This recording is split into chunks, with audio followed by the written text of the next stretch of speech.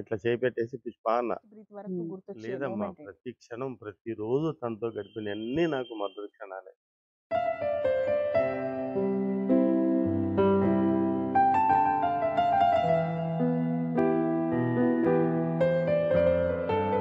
నమస్కారం. నా పేరు పల్లవి. నేను గోవిందాచారి గారి నాగకళ్యాణి వాళ్ళ అమ్మాయిని. నేను చిన్నప్పటి నుంచి మా తాతగారు డాక్టర్ పివి కృష్ణ గారు అండ్ మా అమ్మమ్మ గారు పుష్పావతి గారి దగ్గర చిన్నప్పటి నుంచి పెరిగాను. కొన్ని బాధలు మనం ఎప్పటికీ మర్చిపోలేం అండ్ అవి మన వెంటనే వస్తూ ఉంటాయి. అండ్ ఈరోజు మనం పుష్ప గారి గురించి తనని గుర్తు చేసుకుంటూ తను చూపిన ప్రేమని, ఎన్నో మధుర జ్ఞాపకాలని గుర్తు చేసుకుందాం. డాడీ, ఇది మనకి ఒక కలలాగానే ఉంది. మమ్మీ మనల్ని వదిలి సంవత్సరం అయిపోయింది, అయినా కలలాగానే ఉంది. నాకే చాలా కష్టంగా ఉంది. ఇంకా ఈ బాధ మీ బాధని మేము అర్థం చేసుకోగలం, కానీ మేము అంతా మీతో ఉన్నాం అండ్ ఎప్పటికీ ఉంటాం. మమ్మీ మన ఫ్యామిలీకి కనపడని ఒక వెన్నపూస, ఒక బ్యాక్ బోన్ లాంటిది. సో తనని వదిలి మీరు ఎలా సర్వైవ్ అవుతున్నారు 1 year? ఈరోజు మనం మమ్మీని గుర్తు చేసుకుంటూ మిమ్మల్ని కొన్ని ప్రశ్నలు అడుగుదాం అనుకుంటున్నాం. మీరు రెడీ అంటే మొదలు పెడదాం డాడీ. ఓకే. తోడు నాకు మీ బ్లెస్సింగ్స్ కావాలి.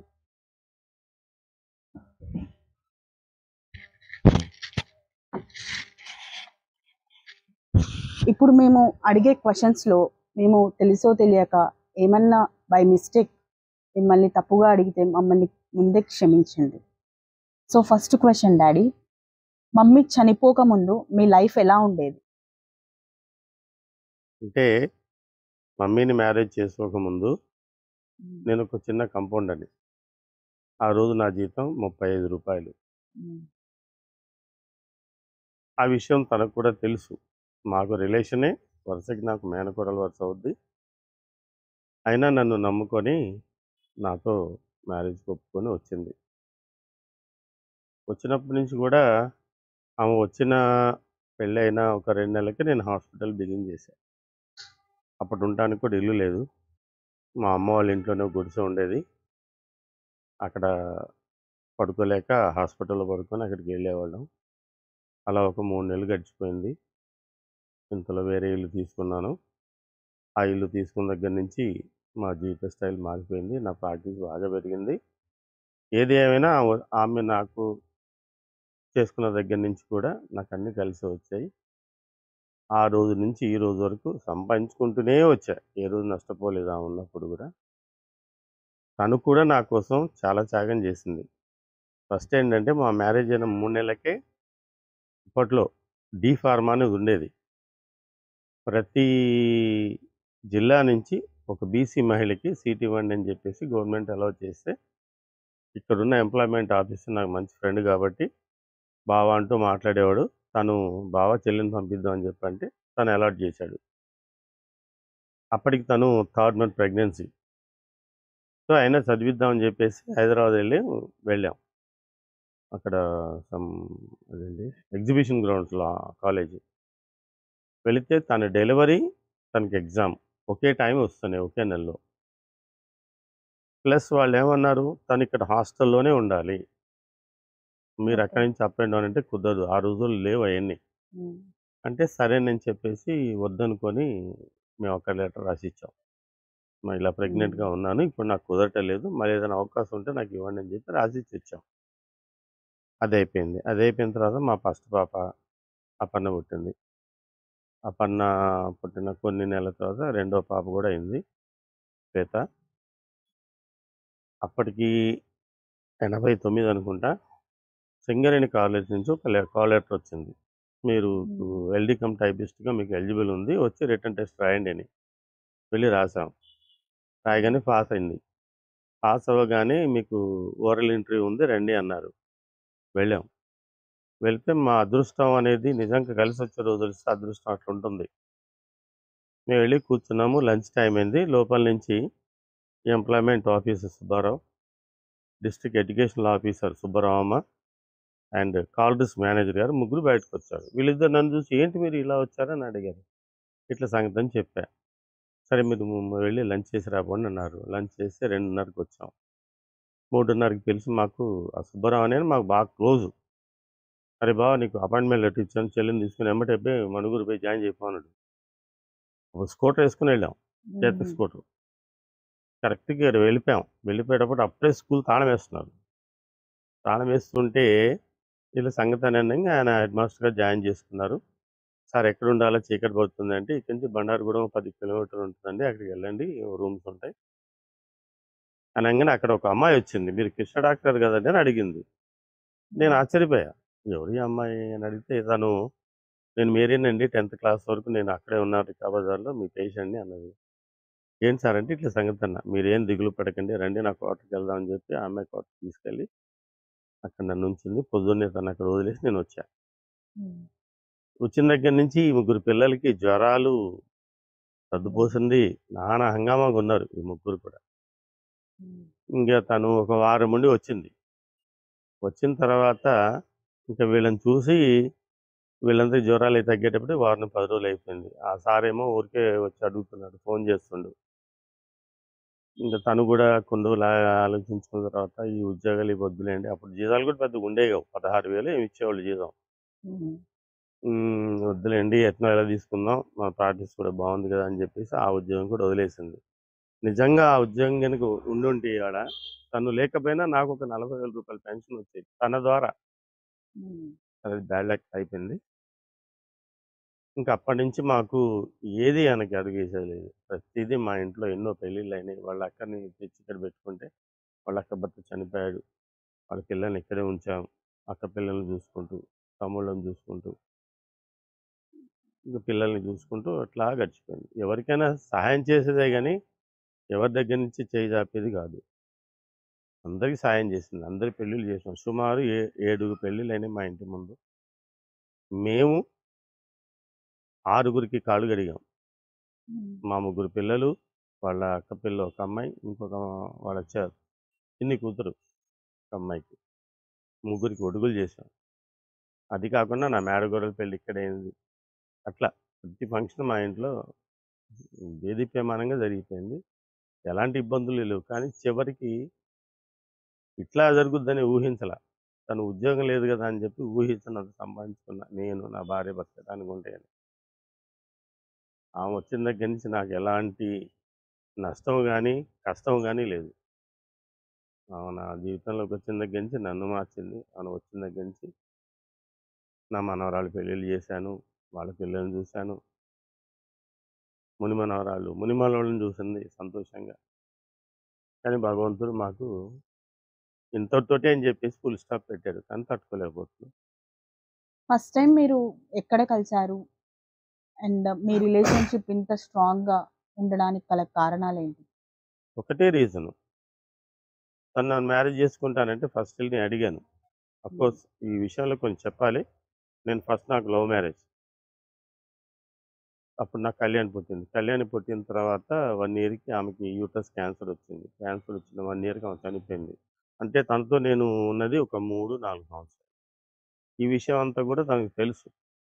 తెలిసి మా నాన్న ఏంటంటే వాళ్ళు అప్పుడు ఈమె నాకు ఇద్దాం అనుకున్నారు కాబట్టి అదే విషయంలో మా నాన్న వెళ్ళి అడిగారు. అడిగితే తను ఇష్టంగా ఒప్పుకుంది. నాకు తన గురించి మొత్తం తెలుసు, నాకు ముమ్మాటికి ఇష్టమే, నేను చేసుకుంటాను అన్నది. అయినా నా ఫ్రెండ్ని తీసుకుని వాళ్ళ ఇంటికి వెళ్ళి తను అడిగాను, అట్లా కాదు నాకు కూతురు ఉంది, మరి నువ్వు కొత్తగా పెళ్లి చేసుకుంటున్నావు అంటే, లేదు మావయ్య, నాకు మీ గురించి నాకు అన్నీ తెలుసు, నేను అన్నీ చూస్తూనే ఉన్నాను, మీరు అలాంటివి ఏం పెట్టుకోవద్దు, నేను ఇష్టపూర్వకంగా చేసుకుంటున్నాను అని చెప్పేసి చేసుకున్నాను. అది మా ఇంట్రొడ్యూసింగ్ ఫస్ట్ మాట్లాడటం ఆమెతో. డియర్ ఆడియన్స్, నేను మమ్మీ డాడీ అని పిలుస్తున్నా ఏంటి అని అనుకుంటున్నారా? సో కన్ఫ్యూజ్ అవ్వకండి. నాకు జన్మనిచ్చింది గోవిందాచారి గారు, కళ్యాణి గారు అయితే నన్ను 5వ నెల నుంచి పెంచింది మా అమ్మమ్మ గారు పుష్పావతి గారు, తాతయ్య గారు డాక్టర్ పివి కృష్ణ గారు. సో నేను వాళ్ళిద్దరిని మమ్మీ డాడీ అని పిలుస్తాను. సో డాడీ, మమ్మీ అంటే మీకు చాలా ఇష్టం. అది మేము చాలా గమనించాము అండ్ మాకు తెలుసు కూడా. సో అంత ప్రేమించడానికి గల కారణాలేంటి? కారణం ఏంటంటే ఆమె నా జీవితం గురించి తెలిసి కూడా నాతో వచ్చి మొదట పెళ్లి చేసుకొని వచ్చిన తర్వాత ఒక రూమ్ తీసుకున్నాం. అప్పుడు నాకు రోజుకి ₹5 సంపాదన. బియ్యం తీసుకురావటం, బొగ్గుల పొయ్యి మీద వండుకోవటం, ఆ తర్వాత మెల్లిగా ఇన్కమ్ పెరగంగానే ఒత్తులు స్టవ్ తెచ్చుకొని వండుకోవడం. అలా ప్రతి విషయంలో నాకు కోఆపరేట్ చేసింది. నా కష్టాల్లో పంచుకుంది. ఇది కావాలి, అది లేదు, ఇది ఇట్లుంది, ఈ ఇంట్లో ఎందుకు ఉండాలనే క్వశ్చన్ ఏ రోజు చేయలేదు. మమ్మీలో ఉన్న ప్రత్యేకమైన క్వాలిటీ ఏంటి డాడీ? ఫస్ట్ ఆఫ్ ఆల్ ఏంటంటే ఆమె ఒకరికి సహాయం చేద్దాము, నా అనే వాళ్ళందరినీ కూడా మన దగ్గరే ఉంచుకొని అందరికి సహాయం చేద్దామన్న మనస్తత్వం. ఎవరికి పెట్టేదే కానీ ఎవరి దగ్గర అడిగేది కాదు. ఓకే. మీరిద్దరూ కలిసి టైం స్పెండ్ చేసిన ఫేవరెట్ మూమెంట్ ఏంటి మీకు గుర్తున్నది? ఫేవరెట్ మూమెంట్ అంటే మ్యారేజ్ అయిన ఒక నెలలో హైదరాబాద్ తీసుకెళ్ళా. హైదరాబాద్ తీసుకెళ్ళి చార్మినార్ చూపించాను, ఎక్కించాను పైకి. అక్కడి నుంచి ఓకే. యాదగిరిగుట్ట. ఆ 2 చూసేటప్పటికే ఆమెకి చాలా ఆనందపడ్డది. మీరిద్దరూ కలిసి పని చేసిన సందర్భం ఏంటి? మీకు బాగా నవ్వించిన సమయం ఏంటి? తనతోనా? హ్మ్. తనతో నవ్వించడం వల్ల ఎప్పుడు నన్ను ఇబ్బంది ఏం పెట్టలేదు. సంతోషంగా ఆమె మనసులో ఏదున్నా గానీ నన్నేమి మీరు బాగా నవ్వించిన సమయం మీకేమన్నా గుర్తుందా? తను నన్ను నవ్వించిందా? ఏం గుర్తులేదు. మీరు బాగా కలిసి పనిచేసిన ఇంట్లో ఏమన్నా ఫేవరెట్ ఫుడ్? ప్రతి పండక్కి మాత్రం పిండి వంటల దగ్గర ఇద్దరమే చేస్తాం. ప్రతి ఓకే. పండక్కి ఖచ్చితంగా మేమే చేస్తాం. చిన్న చిన్న ఫంక్షన్‌లకు కూడా ఏమన్నా ఒక 50, 60 మందికి వంటలు చేసుకోవాలన్నా మేమే చేసుకున్నది ఆ రోజుల్లో. ఈ క్యాటరింగ్‌లు ఇవన్నీ ఉండేవి కావు. ఓకే. సో కష్ట సమయాల్లో మీకు ఎలా తోడుగా ఉండేది మమ్మీ? తోడుగా అంటే నాకు ఇది కావాలి, అది కావాలని అడిగేది కాదు. ఇప్పటి వరకు కూడా మీకెంతొస్తుంది? ఎంత ఖర్చు పెడుతున్నారు? అప్పులు చేశారా? ఈ అప్పులు ఎట్లా తీరుస్తారు? ఏనాడు అడిగేది కాదు. ఆమె అడిగింది, "ఏవండీ పందారు అయిపోయింది తీసుకురండి" అంటే తీసుకురావడం ఇంకంతవరకు. మమ్మీకి మీరు అంటే చాలా ఇష్టమని తెలుసు. కానీ అది మీకు ఎలా ఎక్స్‌ప్రెస్ చేసేది తను? తను ఎక్స్‌ప్రెస్ ప్రతి విషయంలో నాకు అండగానే ఉంది. నా మాటకి ఎదురు చెప్పడం గానీ, ఏదో ఒక గొడవలు పంచాయతీలు లేపడం గానీ ఏముండదు. ఒకవేళ ఏదైనా చిన్నవి ఉన్నా గానీ, ఆ కాసేపు అనుకునేది మర్చిపోయేదంతే. ఇప్పుడు భార్యాభర్తలు చిన్నవి ఏదో వస్తాయి. ఆ క్షణం, ఆ కాసేపు అంతే. తనని కోల్పోయిన క్షణాన్ని మీరు గ్రహించారా? నాకు ఇక్కడి నుంచి హైదరాబాద్ తీసుకెళ్ళి అడ్మిట్ చేసి తెల్లవారి తన కాలుకి ఇన్ఫెక్షన్ వచ్చి అన్‌కాన్షియస్ అయిన తర్వాత డాక్టర్స్ వచ్చి తీసుకెళ్ళి నైట్ నన్ను అందరిని మా అల్లుడిని, వదినమ్మ అని పిలిచి మాట్లాడారు. అప్పటికి తనకేంటంటే అంతకుముందే షుగర్ ఉంది కాబట్టి ఈ మోకాలికి చికెన్ గున్యా ఇన్ఫెక్షన్ వచ్చింది. ఆ ఇన్ఫెక్షన్ కాస్త ఆ మోకాలు కింద భాగం లోపల క్లాట్స్ ఏర్పడ్డాయట. అది గమనించలేదు. రెండోదేంటంటే ఇంట్లో పని చేసుకోలేక చేతగాక కాలు నొప్పి అనేది ఏదో టాబ్లెట్ యేసుకునేది. దాన్ని కూడా కొంత నేను సీరియస్ తీసుకోకపోవడం కూడా ఒక కారణమేమో. దేవుడు నాకు అట్లా కల్పించలేదు. వాళ్ళు ఇన్ఫెక్షన్ అయిపోయింది సార్ మొత్తం, దాన్ని సర్జరీ చేయాలన్నారు. చేశారు. తెల్లవారి 1 గంటకి నేను లోనకెళ్ళి చూసేటప్పటికే నాకు హోప్‌లెస్ అనిపించింది. బీపీ 59, 20 చూపిస్తుంటే వచ్చి డాక్టర్‌ని అడిగా. కానీ ఇక హోప్ ఎప్పుడు అనిపించిందంటే బాధ ఇట్లా చేయి పెట్టేసి పుష్ప అన్న.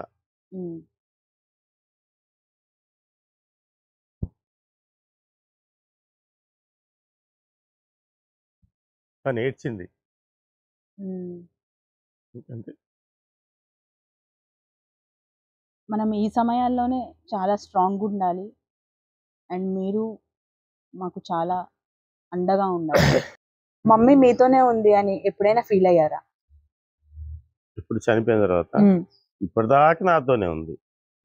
ఉంటూనే ఉంటది. నేను బతుకున్నంత వరకు ఉంటది. మమ్మీని గుర్తు చేసుకునే మీ డైలీ రొటీన్, మీరు రోజు చేసే పనుల్లో మీకు ఎక్కడ ఎక్కువ గుర్తొస్తుంది? నైట్ పడుకున్నప్పుడు, మార్నింగ్ టైంలో, మధ్యాహ్నం భోజనం టైంలో ఎక్కువ గుర్తొస్తుంది. మమ్మీతో మీరు మనసులోనే చెప్పుకున్న సందర్భాలు ఏంటి? మమ్మీ చనిపోయాక. నేను నా బాధ ఎప్పుడు దాన్ని చెప్పేవాడిని కాదు. ఉమ్, తను ఎప్పుడు సంతోషంగా ఉండాలని, నాకు డబ్బులు ఇబ్బంది ఉన్నా ఏ బాధ ఉన్నా తనకి చెప్పేవాడే కాదు. నాకేం చెప్పమని చెప్పేసి కూడా గొడవ పెట్టుకునేది, నాకేం చెప్పేంటని. ఉమ్.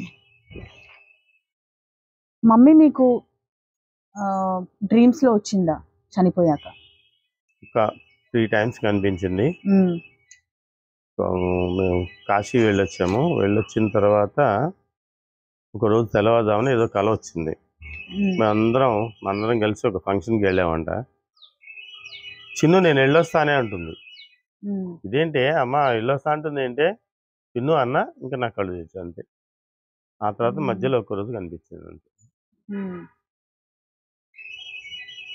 మేము మిమ్మల్ని అబ్జర్వ్ చేస్తూనే ఉన్నాం, బిజీగా ఉంటున్నారు. మీరు మిమ్మల్ని ఈ బాధ నుంచి ఈ బాధని మర్చిపోవడానికి మీరు ఎలా బిజీ చేసుకుంటున్నారు మీ లైఫ్? మాక్సిమం కావాలని హాస్పిటల్ ఎక్కువ టైం స్పెండ్ చేస్తున్నా. అటు ఇటు టూర్లు వెళ్ళొస్తుంటున్నాను. వెళ్ళొచ్చిన తర్వాత 15 రోజులు 4 రోజులు అట్లా మైండ్ టర్న్ ఓవర్ అయింది. ఇంట్లో ఉన్నప్పుడు కూడా ఏమనిపించదు, అలా ఉంది చిన్న ఉంది అని.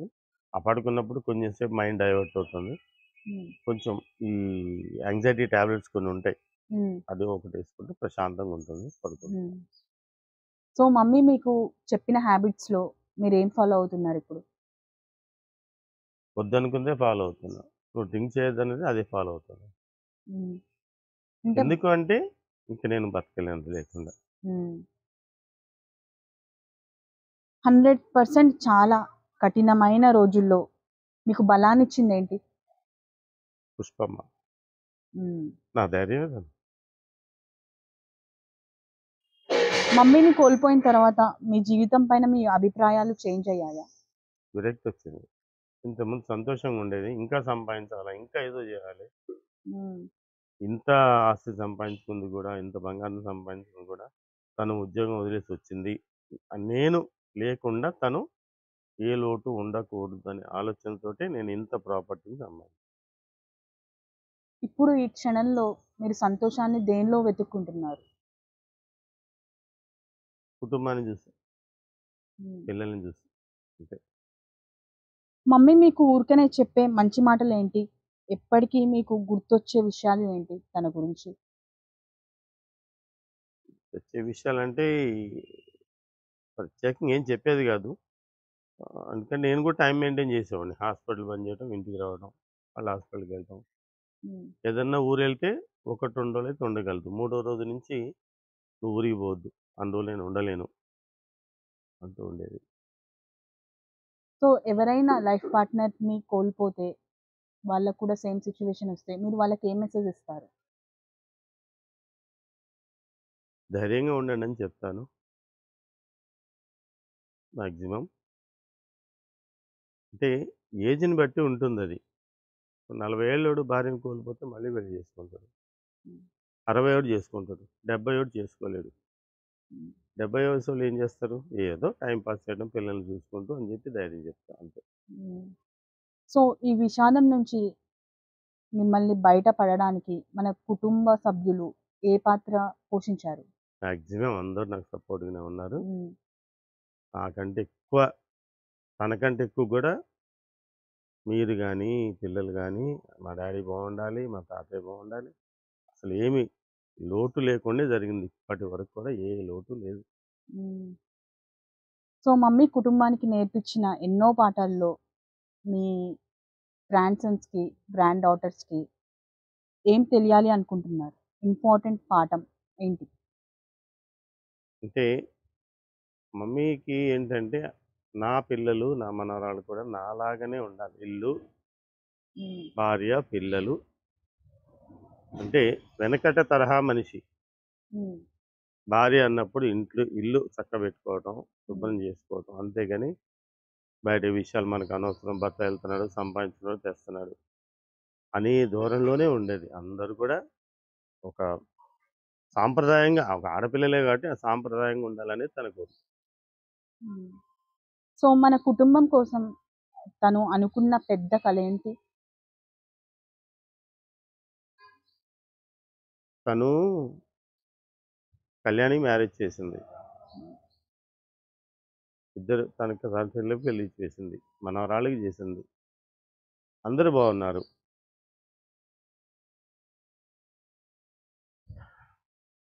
ఆ ఒక్క అమ్మాయికి ఎందుకు ఇది ఇట్లా?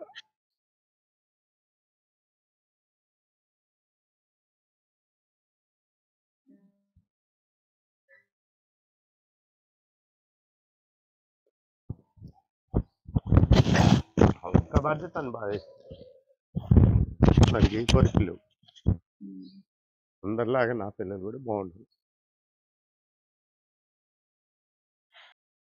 డాడీ, మమ్మీ నమ్మకాల్ని, విలువల్ని మన కుటుంబంలో కొనసాగించాలి అంటే దాన్ని ఏ విధంగా దాన్ని కొనసాగించాలి అనుకుంటున్నారు?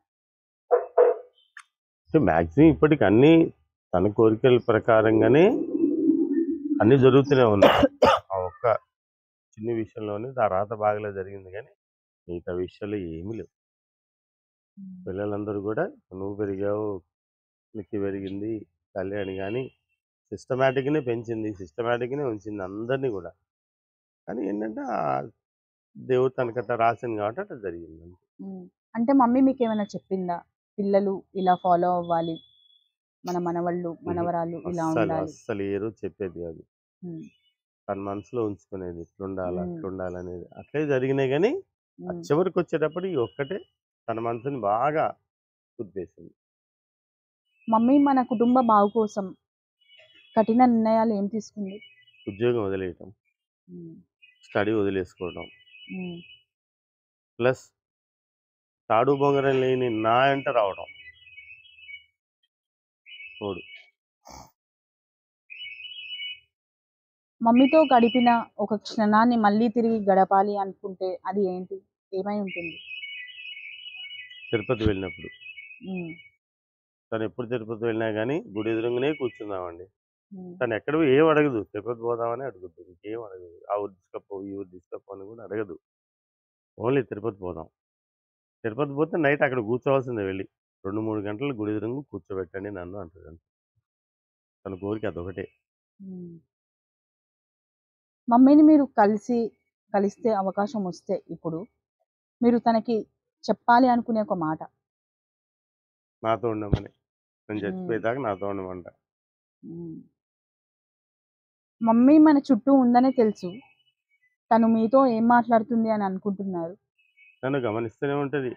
నేను చనిపోయేదాకా నా చుట్టే ఉంటుంది, నన్ను గమనిస్తూనే ఉంటుంటుంది. తను లేకపోయినా తను ఉన్నప్పుడు నేను ఎట్లా ఉండేవాడిని అట్నే ఉంటున్నా. అంతకుమించి మార్పు అయితే పెద్దగా ఏం లేదు. తన ఇష్టానుసారంగానే ఉండాలని ప్రయత్నిస్తున్నాను.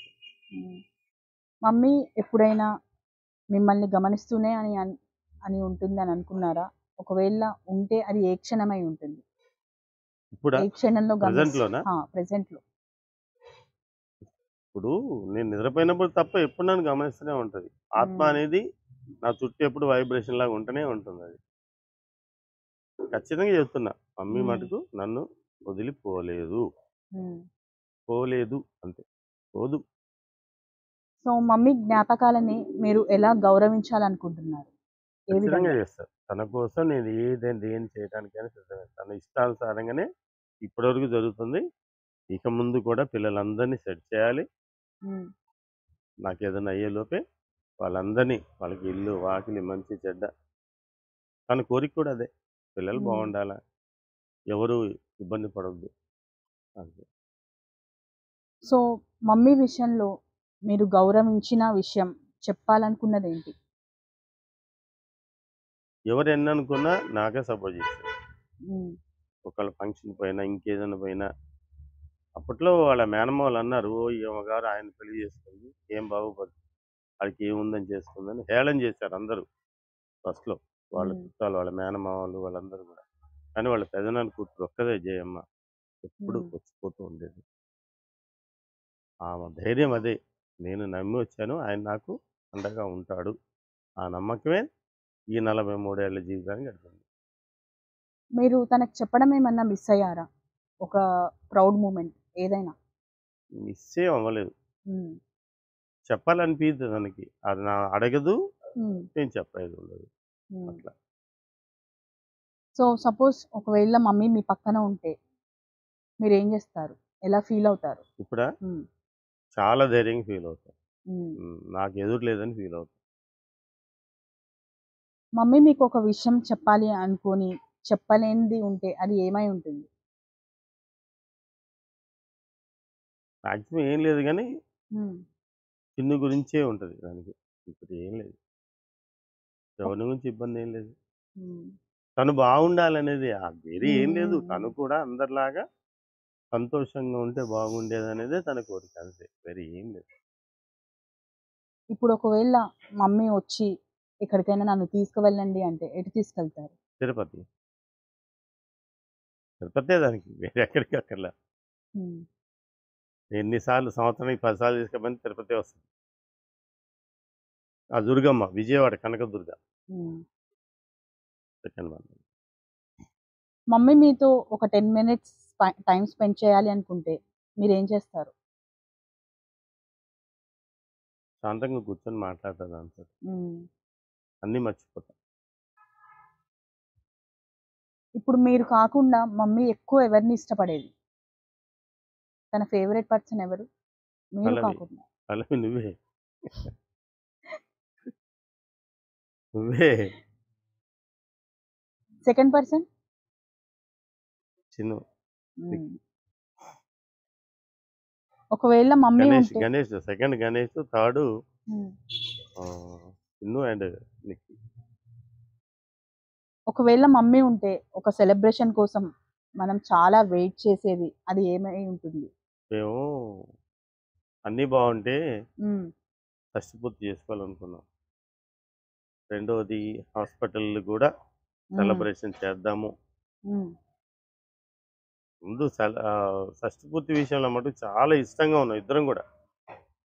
సరిగ్గా పరిస్థితులు భగవంతుడు అనుకూలించలేదు. ఇంకా దాన్ని కూడా ఆమెకి పెద్దగా ఎక్స్‌ప్రెస్ చేయలేదు. నేను కూడా పెద్దగా చెప్పలా. సో, మమ్మీ వచ్చి నాకొక ఫుడ్ ఐటెమ్ కుక్ చేయండి అంటే మీరేం చేస్తారు? ఏం ప్రిపేర్ చేస్తారు తన కోసం? చికెన్ వండి పెడతా. హ్మ్. ఇష్టపడుద్ది. పైకి చెప్పదు. నా ముందు చెప్పదు. పిల్లలతో అంటది బాగా చేసాడు మీ నాన్న అని. సో, ఇప్పుడు మీరు స్పెండ్ చేసే లైఫ్‌ని చూసి మమ్మీ మీకేం చెప్పాలనుకుంటున్నారు? జాగ్రత్తగా ఉండండి. హ్మ్. ఎక్కువగా డ్రింక్ చేయకండి. అంతే. ఆ రెండే చెప్పుద్ది. మమ్మీ చాలా అంటే చాలా హ్యాపీగా ఫీల్ అయిన మూమెంట్ ఏంటి?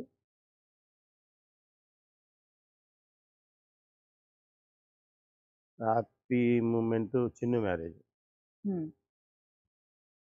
అండ్ మీరు ఫస్ట్ మూవీ ఏం చూసారు? ఎక్కడ చూసారు? కృష్ణది. హ్మ్. సుందర్ టాకీస్‌లో. మంజులా కృష్ణ. అది సినిమా పేరు గుర్తురాలేదు కానీ అది సుందర్ టాకీస్‌కెళ్ళాం. సెకండ్ షోకి అది కూడా. First movie. మీరు ఇంట్లో ఎవరికీ చెప్పకుండా మమ్మీని ఎటైనా తీసుకెళ్లారా? హుహు. ఫ్యామిలీలో ఎవరికీ లేదు. చెప్పకుండా? లేదు. అదేం లేదు. నాకు ఆ ఛాన్స్ లేదు. ఎప్పుడైనా మమ్మీని ఏడిపించారా? ప్రాంక్ చేయడం గాని, ఫూల్ చేయడం గాని, ఆట ఫుల్ చేయలే కానీ పట్టించడం గాని? అప్పుడప్పుడు కోప్పడేవాడిని. హ్మ్. కాసేపు ఏడ్చేది. మళ్ళీ నేను వచ్చేటప్పటికి నార్మల్ అయిపోయేది. ఏదో హ్మ్. విషయాలు కుటుంబం అన్నాక ఉంటాయి కదా ఏదన్నా. డాడీ మమ్మీకి నేను చాలా ఫేవరెట్ పర్సన్ గదా! నాకు చిన్నప్పుడు యాక్సిడెంట్ అయినప్పుడు తను ఎలా ఫీల్ అయింది? చాలా. చాలా హ్మ్. బాధపడ్డది. ఎందుకంటే నువ్వంటే ఇష్టం కాబట్టి నేను లేను కదా అప్పుడు టూర్‌లో ఉన్నా హ్మ్. కదా! హ్మ్. మూడో రోజేమో వచ్చాను నేను. అవును.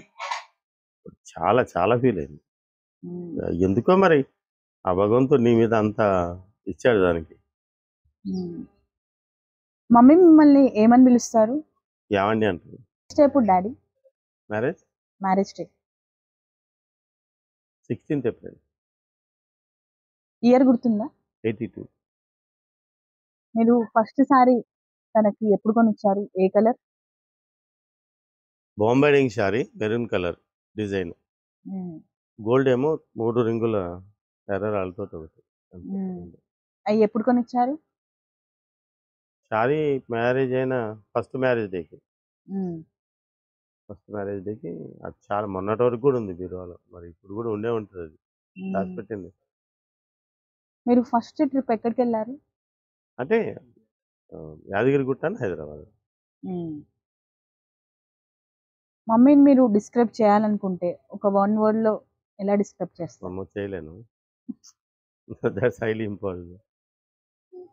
జరగని పని అసలు. అంతే. మమ్మీ ఫేవరెట్ ఫుడ్ ఏంటి? పచ్చళ్ళు ఎక్కువ తింటది. హ్మ్.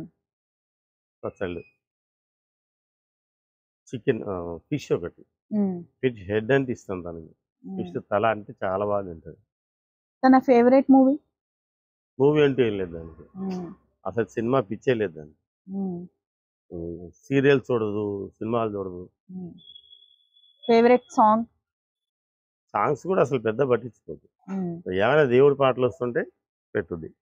అంతే. మమ్మీ ఎప్పుడు హ్యాండ్ బ్యాగ్ యూజ్ చేస్తూ ఉంటుంది కదా! 100%. దానిలో ఎప్పుడు ఉండే వస్తువు ఏంటిది?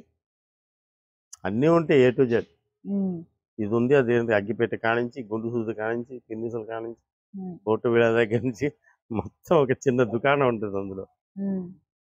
ఎప్పుడు ఉండే ఎక్కడికి పోయినా కాన్స్టెంట్. ఏ టైంలో ఏది అవసరం ఉంటుందని చెప్పేసి హ్మ్. అన్నీ పెట్టుద్ది అందులో. సూది దారం కూడా ఉంచుకుంటుంది. హ్మ్. అంత జాగ్రత్త బయటకు వస్తున్నా అంటే. మమ్మీ పొద్దున్న లేవగానే ఫస్ట్ ఏం చేస్తుంది? నా కాళ్ళకి దండం పెట్టేది. ఒకవేళ నేను ఈ క్వెషన్ అడిగితే మీ ఆన్సర్ ఏంటిది? మీకు మమ్మీకి దేవుడెక్కువ, మీరెక్కువ? అసలు ముందు దేవుని నమ్మేది, తర్వాత నేను ఎక్కువ.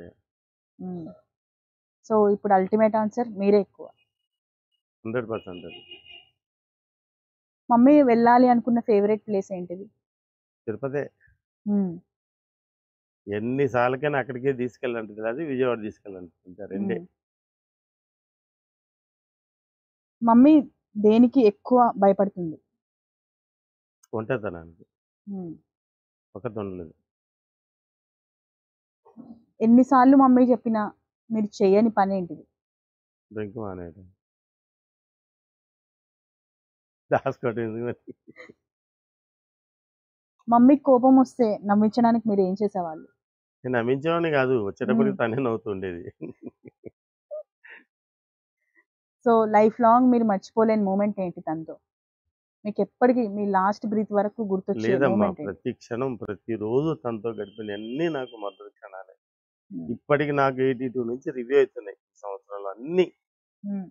అన్నీ గుర్తుకొస్తున్నాయి ఇంకా. మమ్మీ చాలా బెస్ట్‌గా చేసిన వంటేంటిది? మీకు గుర్తున్నది?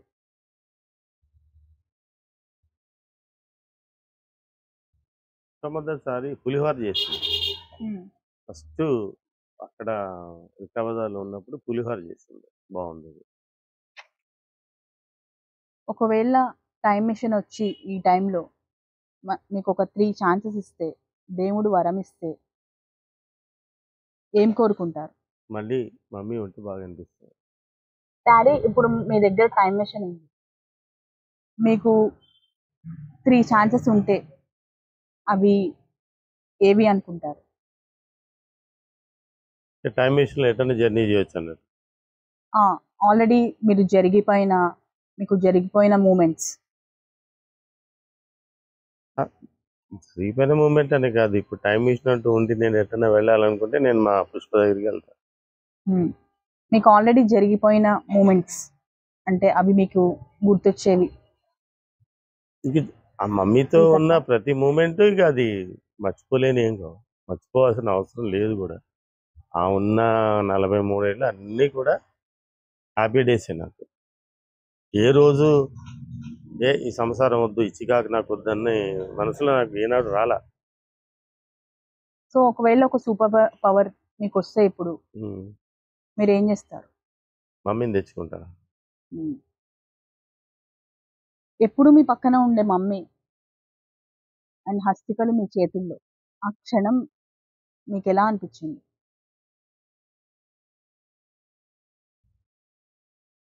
10 రోజులు తన కార్యాలు చేయాలనేదే నా సంకల్పం. 10 రోజుల తర్వాత నేను ఏమైపోయినా బాధలేదు అనిపించింది.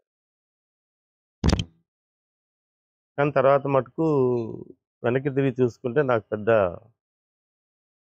ఒక రైలు ఇంజన్కి కావాల్సిన డబ్బాలు పెట్టిపోయింది, ఆ డబ్బాలన్నీ సరి చేయాలి నేను, అందుకోసం అని మ్మ్. ధైర్యంగా ఉంటున్నా.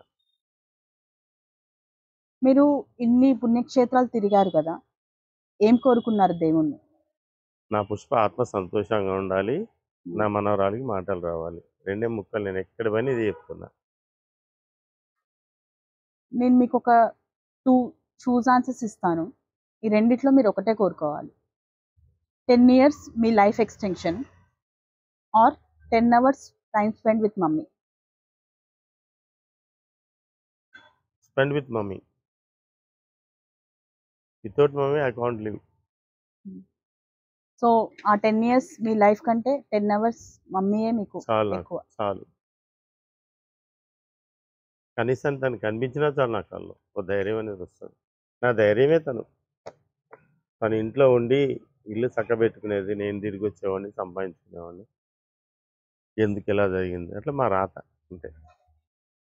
మీరిద్దరు చేసిన ఈ టైం ట్రావెల్లో మీరు మా అందరికి ఇచ్చే ఒక ఇంపార్టెంట్ మెసేజ్ ఏంటి? భార్యాభర్తలు అన్నాక చిన్న చిన్న గొడవలు వస్తాయి, అవి పెద్దవి చేసుకోకుండా మా అలాగనే ఉదయం పూట గొడవ వస్తే సాయంకాలం మర్చిపోవాలి. Hmm. భార్యాభర్తలు గొడవ పెట్టుకోవటం అనేది వద్దు. మా అలాగనే మేము 43 ఏళ్ళు కాపురం చేసాం, మీరు 50 ఏళ్ళు చేయాలని కోరుకుంటున్నాం. ఇప్పుడు ఉన్న ఈ జనరేషన్కి, వైఫ్ అండ్ హస్బెండ్కి మీరిచ్చే ఒక సందేశం ఏంటి? వీలైనంత వరకు భర్తకి చెప్తున్నాను, ఇంట్లో పిల్లలతో గడపమంటున్నాను. ఇంట్లో ఉన్న భార్యకి చెప్తున్నాను, బయటకు వెళ్ళి ఉద్యోగాలు కాదు, ఇల్లు పిల్లల్ని చూసుకోమని చెప్తాను. మీరు ఇప్పుడు 4 జనరేషన్స్ని చూసారు కదా, మీ మనవళ్ళకి, మనవరాళ్ళకి, ముని మనవళ్ళు, మనవరాళ్ళకి ఇచ్చే ఒక మెసేజ్ ఏంటి?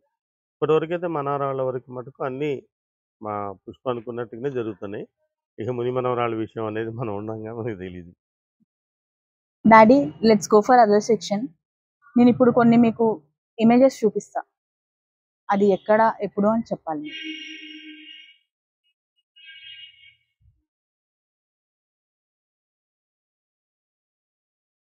ఇది హాస్పిటల్ పెట్టిన తర్వాత 4th ఇయర్లో తీసిన ఫోటో. ఫస్ట్ డాక్టర్ వెంకటేశ్వరరావు పేరు ఉండేది, కింద నా పేరు ఉండేది. కొన్ని రోజుల తర్వాత ఆయన తీసి నేను సొంతంగా రాశాను. Next photo.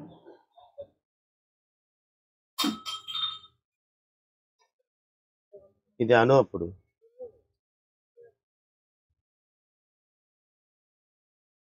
చిన్నది, కరెక్ట్.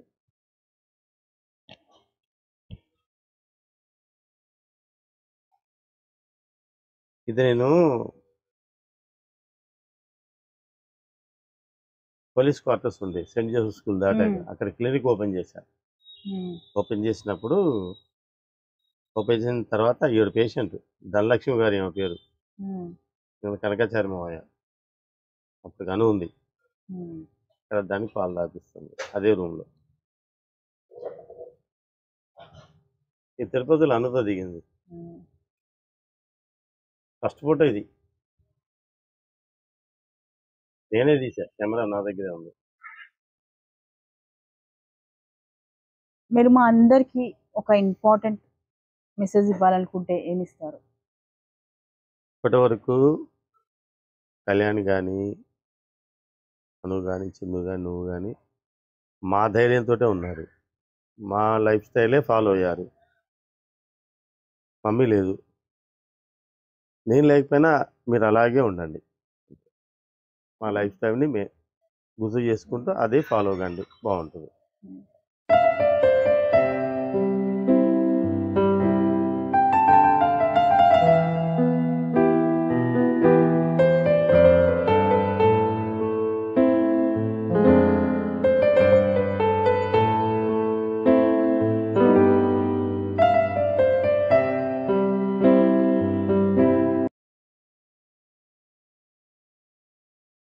ఇట్లా చేపెట్టేసి పుష్ప అన్న.